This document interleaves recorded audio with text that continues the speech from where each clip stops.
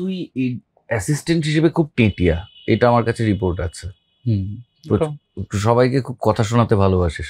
না কথা শোনাতে এটা বাজে কথা বলিস না কিন্তু তুই। না, ওটা দেখো, আমি একটা হয়েছে আড্ডা, চলো শর্টে যাই, এইভাবে তুই ডাকিস। না এটা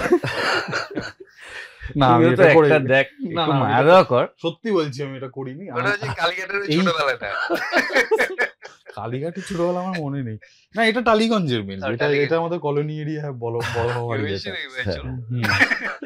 কিন্তু না, এটা আমার বেসিক্যালি হয়েছে মানে আমি বিভিন্ন এডিদের গ্রুপের বিভিন্ন স্কুলিং হয় তো, আমার স্কুলিংটা একটু স্ট্রিক্ট স্কুলিং ছিল, তুমি জানো সৌম্যব্রত রক্ষিত। হ্যাঁ, তুমি সেই ডিরেক্টর, সেই এডিদের আন্ডারে কাজ করেছো, তো সেই ক্ষেত্রে আমার স্কুলিংটা ওরকম হয়েছিল, তো ওই জন্য আমার ওটা চলে এসেছিল ভেতরে। তো 3 বছর ধরে টানা কাজ করছি কিছু মানুষের সাথে, তাদের কিছু অ্যাকশনস কিছু চলেছিল, কিন্তু সেইটা মন্দারে গিয়ে আবার অনির্বাণ একদম স্ট্রিক্টলি না করে, আমি যদি দেখি দরজার বাইরে শুটিং চলছে, পর্দা উঠলেই ধরো আমি অভিনেতা, পর্দা উঠলেই যদি আমি দেখি ওখানে কেউ একটা বসে এরকম করে ঘুমাচ্ছে, তো তাকে আমি কি তাকে তো তুলতে তো হবে, তুলে বাইরে তো পাঠাতে হবে।